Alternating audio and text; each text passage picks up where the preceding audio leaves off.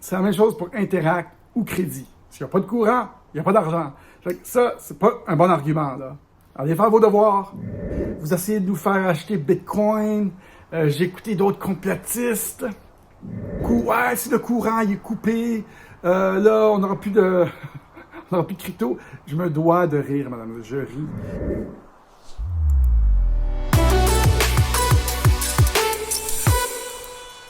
Bonjour mes amis, bonjour mes amours, bonjour mes amères, bienvenue à la chaîne YouTube Au-Dessus des Frères Tadros. Aujourd'hui, on se pose une question hyper importante, un sujet hyper important. Bitcoin, est-ce qu'il est contrôlé par le New World Order, par les forces du mal? J'ai les réponses à toutes ces questions-là, hyper importantes, que bien des gens me posent. Bougez pas, bougez pas.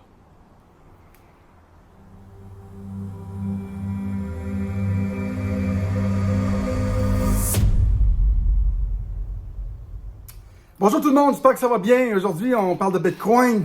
Est-ce que ça appartient aux forces du mal? Est-ce qu'on va se faire piéger, les mains liées? Est-ce qu'ils vont bloquer nos comptes? Ces gouvernements hors contrôle. Bienvenue, asseyez-vous, rentrez, pognez-vous un petit banc, pognez-vous une petite bûche. Ici, on regarde la société de façon spirituelle, aussi de façon technologique, pour essayer d'affecter le nouveau monde. Vous êtes assez curieux et assez ouvert pour découvrir les secrets de société. Vous êtes à la bonne place. Et oui, et je dis ouvert. Donc, moi, je lis beaucoup les commentaires qui rentrent sur nos chaînes YouTube. Et bien des gens disent « Ouais, vous essayez de nous faire acheter Bitcoin. J'ai écouté d'autres complotistes. » Puis ils disent que c'est une arnaque, c'est une attrape. D'essayer de... faites partie de Bill Gates et toute la gang. Et ça me fait rigoler. Et j'espère que vous allez écouter jusqu'à la fin parce que je veux vraiment que vous compreniez cette industrie. Puis je veux que vous compreniez vraiment le point que j'essaie d'apporter ici, parce que je le fais pas pour moi. À la limite, je ne pourrais même pas en parler. Ça ne change rien. J'essaie de libérer les peuples autour du monde, mais on peut pas tordre le bras à quelqu'un et dire « Hey, c'est bon pour toi! » Non, c'est à livre à tout le monde de faire leur propre recherche. J'ai même eu quelqu'un qui dit « Faites vos recherches, faites vos recherches! » Hey, ça fait plus de 5 ans que j'analyse cette technologie et vous êtes à la bonne place pour analyser les technologies. On va y aller du début, OK? Il y en a beaucoup qui disent NESARA, Jezara. Oui, NESARA, Jezara. Ça, c'est idéologique. C'est comme un plan qu'ils ont fait dans les années 70 pour libérer les peuples avec les terres agricoles, puis tout ça, puis qu'on redonnerait les terres agricoles au peuple, puis tout ça. C'est comme les banques qui appartiennent aux banques, puis tout ça. Oui, c'est très bon, NESARA, Jezara. Et c'est une bonne idée de faire un genre de reset, d'enlever les banques centrales. Par contre, NESARA, Jezara n'a aucune vélocité présentement. Il n'y a personne qui s'investit là-dedans. C'est idéologique. Et ça doit passer par les cours, les cours suprêmes et tout ça. C'est juste seulement une idée. Et j'aime y croire. Par contre, si on regarde Bitcoin, il y a déjà 100 millions de personnes et plus, il y a 1 million de plus à tous les jours qui ont adopté cette nouvelle technologie. Il y a plus de 2,5 trilliards d'argent global. Et moi, j'aime ça l'appeler la révolution du peuple. Parce que c'est les petits comme nous autres maintenant qui pouvons investir là-dedans. Des petites portions. On n'est pas obligé d'investir 10 000, on peut juste investir 5 $. Puis on profite de la montée de ce 5 $-là, comme les riches. Avant, on ne pouvait pas faire ça, comme dans le marché traditionnel. Il fallait acheter des stocks de Google à 1000. Puis si tu n'as pas le 1000, ben, tu ne peux pas gagner. Là, les gens en Inde peuvent acheter 1 piastre puis profiter de cette montée-là, pareil comme tout le monde. Donc, c'est un grand égalisateur. Il y en a qui disent beaucoup, « Ouais, si le courant il est coupé, là, on n'aura plus de crypto. » Je me dois de rire, madame. Je ris. Parce que c'est la même chose pour Interact ou Crédit. S'il n'y a pas de courant, il n'y a pas d'argent. Ça, c'est pas un bon argument, là. Allez faire vos devoirs. Il n'y a pas de courant, vous n'avez pas d'Interact, vous n'avez pas de crédit. L'argent qui est le plus corrompu, en fait, c'est le cash. Parce que le cash, l'argent cash, c'est ça qu'il y a le plus de manigance, il y a plus de corruption. En fait, les gouvernements peuvent faire ce qu'ils veulent avec cet argent-là. On appelle ça de l'argent fiat. Et ils en impriment en abondance de ce temps-ci pour toutes les mesures COVID. Et donc ça, cet outil-là, le cash, est l'argent le plus corrompu qui existe.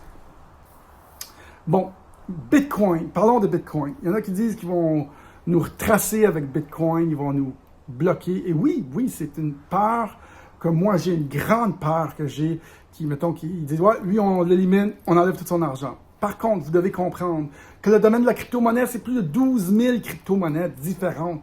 12 000. Et puis, ils font toutes des choses différentes. Il y a des crypto-monnaies secrètes qu'ils ne peuvent jamais confisquer, ils ne peuvent jamais savoir t'es qui. Et c'est une nouvelle innovation dont vous avez avantage à connaître. Bitcoin a un registre public. Donc oui, on peut savoir toutes les transactions. Par contre, essayer de retirer le Bitcoin de quelqu'un, c'est impossible. C'est 12 mots-clés. Ils appellent ça l'or digital, mais l'or digital, au fil des ans, ils ont confisqué des gens à plusieurs reprises dans l'histoire. Bitcoin, ça va être impossible à confisquer. Même si on peut le voir dans le registre public, le Public Ledger, il reste que c'est l'or digital qu'on ne pourra jamais confisquer aux gens. Et donc, si vous n'aimez pas Bitcoin parce qu'on voit toutes les transactions, vous pouvez aller vers un privacy coin qu'on appelle peut-être Monero ou d'autres. Il y a Zcash, il y a plein d'autres qui sont des crypto-monnaies privées. Et donc, on ne peut pas dire, vous, les gens qui m'écoutez, j'ai écouté Alexis Cossette. Je vous le dis tout de suite, je pense pas qu'ils connaissent beaucoup sur la crypto-monnaie. Ils ont peut-être lu une couple d'affaires. Ils ne connaissent pas grand-chose, je vous le dis, là. Et donc, la crypto-monnaie, c'est une industrie complète. Le gouvernement ne peut pas contrôler toutes les crypto-monnaies. C'est impossible. Et donc, il y en a qui disent, ouais, en fait, la crypto-monnaie, ils ne pourront jamais l'arrêter. Et c'est ça qui donne le pouvoir au peuple. S'il reste une île avec une juridiction qui la rend légale, juste une île, une petite île privée, là, mettons, ça pourrait être mon île à moi, là. Une île, puis il reste encore du courant sur cette île-là, puis il y a un ordinateur, Bitcoin va continuer à survivre. Ils ne pourront pas l'arrêter. C'est ça qui fait le pouvoir de Bitcoin. En fait, le gros pouvoir de Bitcoin, c'est sa grande décentralisation. C'est la seule innovation technologique qui ne pourra pas changer de main pour l'intérêt d'une poignée de personnes. Je ne sais pas si vous comprenez ça. Ce n'est pas une compagnie. Il n'y a pas de fondateur. Il est anonyme. Et ils ne pourront pas le fermer. Ils ne pourront pas chasser ces gens-là. Ils ne pourront pas l'acheter au complet. Ça va toujours être distribué dans des centaines de milliers d'ordinateurs, les décisions centrales. Nous, on mine. On a un ordinateur qui ressemble à un air climatisé, puis ça mine de la crypto-monnaie. Et tout le monde peut faire ça. Et c'est ce qui rend la crypto-monnaie décentralisée et inattaquable, comme une pieuvre. Ils ne peuvent pas l'attaquer, ils ne peuvent pas le contrôler. Et ça va faire un grand bien au système financier centralisé des banques. Oui, il y a un danger, que peut-être certaines cryptos, il y a déjà des banques dedans, comme Goldman Sachs, qui investissent dans des governance coins. Et oui, il y a un danger qui prennent le contrôle. Par contre, cette révolution-là, c'est la révolution de la décentralisation et de la centralisation. Et les gens qui ont démarré ça dès le début avaient un rêve de décentraliser l'argent. Et donc, plus ça avance, plus ils trouvent des façons de décentraliser tout. Comme il y avait Parler qui ont fait tomber l'application Parler. Ils ont fait tomber. Les gens ne pouvaient pas parler. Ils ont été chercher un approvisionnement en web services décentralisé. Et c'est ça, cette révolution-là. C'est la décentralisation de tout, parce qu'il y a des crypto-monnaies qui décentralisent l'approvisionnement en électricité, qui décentralisent Odyssey, c'est décentralisé. Telegram, c'est un blockchain. Le Ton blockchain, qui décentralise les communications davantage. Parce qu'on a appris de la dernière révolution technologique, c'est que sur l'Internet qui est décentralisé, Facebook, Google, YouTube sont sur un fond décentralisé qui est l'Internet, mais le pouvoir se recentralise toujours. C'est ça qu'on a appris dans la dernière révolution. Et on ne veut pas que ça arrive encore. Et donc, Bitcoin, qui est cette nouvelle révolution-là, donc il n'y a pas de bureau chef de Bitcoin, là. C'est tout le monde qui peut participer à la sécurité de Bitcoin. Mais si vous doutez, vous dites, c'est peut-être la CIA qui a créé, vu qu'on ne connaît pas le fondateur, vous doutez de Bitcoin, vous pouvez acheter une autre crypto-monnaie qui donne complètement, ça rend ça privé pour tous. Et donc, ceux qui mettent des commentaires, ouais, je fais confiance, je fais pas confiance, je ris en dessous de ma barbe parce que les technologies ont gagné toutes les guerres. Tout le temps. Il y a le Law of Accelerating Returns qui dit que les technologies deviennent de plus en plus puissantes, de plus en plus adoptées, et ça monte toujours de façon exponentielle, la technologie de l'information.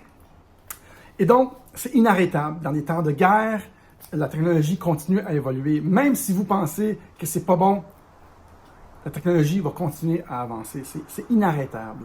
La crypto-monnaie, c'est la nouvelle révolution, ça va être inarrêtable. Moi, j'aimerais ça que les gens comprennent et disent « Wow, Chris, il a peut-être raison, je vais essayer de bénéficier moi aussi de ça. » Et vous pouvez choisir parmi les 12 000 crypto-monnaies qui vous aidera et aussi qui ira avec votre idéologie. Ils ne pourront pas contrôler chaque crypto-monnaie.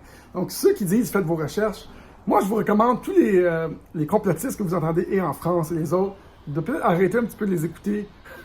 Si vous voulez la vraie information sur la crypto-monnaie, je vais vous la donner.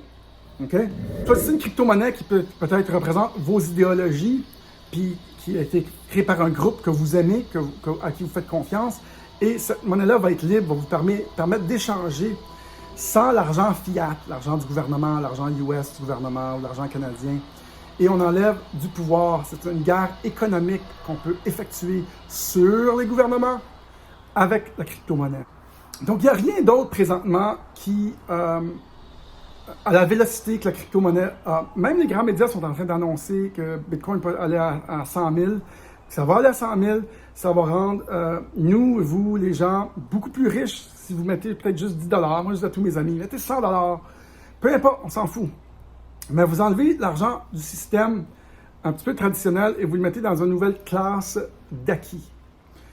Et donc, c'est impossible que des millions de personnes dans cette industrie-là, des ingénieurs, soient tous là pour aller nous contrôler. Il y a des gens là-dedans, des petits groupes, qui disent « Moi, je vais inventer ma propre crypto. Puis cette crypto-là va être ci, va être ça, va faire ça, va faire ça. » Et en fait, c'est la révolution de la cryptographie qui permet d'échanger des affaires de valeur sur l'Internet. Et on va bientôt voir avec cette industrie-là des villages, des villes, comme les films qu'on regarde, que j'ai vus, où est-ce que tu peux acheter un terrain dans cette ville-là, où le terrain va commencer à gagner de la valeur. C'est ça qui s'en vient. Avant, on ne pouvait pas le faire parce que tu copiais une photo, puis tu pouvais la copier 1000 fois, cette photo-là. Là, tu peux échanger un 5 $ seulement une fois, parce que c'est cryptographié et c'est un registre public dans plein d'ordinateurs décentralisés. Pas facile à comprendre, cette crypto, et je comprends pourquoi certaines personnes tardent ou ne comprennent pas c'est quoi qui se passe. Puis tous ceux qui vont pointer du doigt, ils vont dire « Ah, c'est pas bon! New World Order! » Ça appartient au New World Order et c'est complètement faux. Par contre, peut-être qu'il y en a des cryptos qui sont contrôlés par le New World Order, qui veulent contrôler tous, mais cette révolution va aider les peuples plus qu'elle va les nuire. Inquiétez-vous pas. Inquiétez-vous pas. Il y en a tellement. Et moi, j'ai plus de 100 crypto-monnaies différentes. Il y en a que je pense, wow, ça, je ne l'aime pas, celle-là. On dirait qu'il y a des banques derrière ça. Je ne truste pas ces gars-là derrière ça. Je ne veux pas que cette crypto-monnaie-là gagne. Et donc, c'est de même que vous devez regarder tout ça. Au lieu de pointer du doigt et dire, ouais, ça, puis ça, puis ça. Et bon, il y a une chose que la crypto-monnaie a fait. On finit sur ce point-là, parce que je pourrais en parler pendant. Un coup, vous me startez, je continue à jaser. Il y a une chose qui pourrait arriver, c'est que si, disons, l'énergie commence à être beaucoup moins chère, des révolutions qui arrivent, l'invention de l'énergie libre de Nikola Tesla arrive, oups, et l'énergie est gratuite soudainement. Peut-être que c'est une menace dans 10 ans, 5 ans, je ne sais pas. Mais si l'énergie devient gratuite, tout ce qui entoure Bitcoin va tomber. Parce que Bitcoin est basé sur le fait que l'énergie coûte quelque chose. Les gens qui minent, et quand on mine du Bitcoin avec un ordinateur, on est récompensé. Et si ça ne coûte rien miner, parce que l'énergie est gratuite, oups, Bitcoin va peut-être avoir des problèmes à maintenir son prix. Et donc, il y a beaucoup de choses à réfléchir. Ce n'est pas une question unidirectionnelle. Tu sais. Et ceux qui pointent de façon unidirectionnelle, malheureusement, c'est mal voir la crypto-monnaie, c'est mal voir Bitcoin. Peut-être qu'on le fait trop souvent, hein? Nous, les conspirationnistes, on pointe un gars, c'est eux autres, les mauvais, les bons. On devrait avoir plus de modération en regardant ça. Moi, je le mentionne aux gens qui m'écoutent, à mes amis, parce que j'aimerais qu'ils profitent. Pour la première fois dans l'humanité, un transfert d'argent aussi gros qui pourrait peut-être vous aider à faire des fins de mois. Si vous mettez 500 $, 100 $, 10 $, oups, peut-être que ça peut devenir 500 puis 1000. puis aider vos fins de mois. Donc, c'est pour ça que moi, je le partage avec vous, mais faites vos recherches. Il y a bien des gens qui pointent beaucoup trop rapidement vers cette nouvelle technologie-là.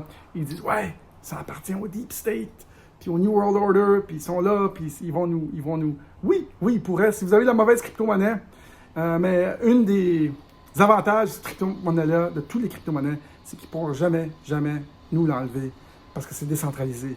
C'est pas comme Gmail, avoir un Gmail, c'est plus dangereux qu'avoir de la crypto-monnaie. Puis Gmail, ils peuvent dire, oups, plus de Gmail. Mais avoir du Bitcoin, ça ne pourra jamais être défait. C'est comme une pieuvre avec plusieurs pattes. Et c'est toujours adapté. Ça s'adapte tout le temps. Parce que c'est des nodes. Tu sais, c'est comme l'Internet. Tu ne peux pas tout fermer l'Internet d'un coup. Tu peux fermer Facebook. Tu ne peux pas fermer toute l'Internet. Parce que c'est des nodes qui se parlent et on va à d'autres places quand c'est le temps. Et c'est ça, Bitcoin. Probablement la meilleure défense adaptive inventée pour contrer la centralisation bancaire.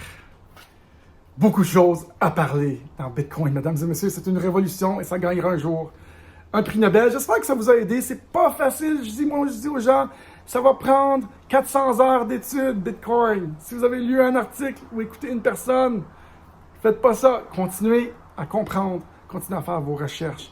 C'est une des plus grandes révolutions qui va aider l'humanité à se débarrasser des malfaiteurs. Ça va changer nos valeurs face à l'argent et créer plus de liquidité pour tout le monde dans le monde entier et rendre les gens plus riches. Les gens vont travailler moins à cause de Bitcoin parce que ça monte, ça profite à peu près à 100 à 200% par année. Mieux qu'un compte d'épargne, mesdames et messieurs, ça va inciter les gens à épargner et aussi changer notre système complet d'un système de dette comme ils veulent, nous mettre endettés à un système où on n'est pas endetté envers une banque ou envers quelqu'un. C'est l'argent, elle profite à nous. Elle nous revient à nous, aux gens qui la gardent, aux gens qui l'ont. Si vous aviez eu une partie de l'Internet, mesdames et messieurs, dans les années 90, aujourd'hui, vous seriez un petit peu plus riche, mais là, vous avez la chance d'avoir une partie de l'Internet, de l'argent. Ceci ne sont pas des conseils financiers. J'espère que ça vous aide un peu. Si vous n'y croyez pas encore, continuez à faire vos recherches. Salut tout le monde. À la prochaine. Et non, Bitcoin n'appartient pas au New World Order. Salut.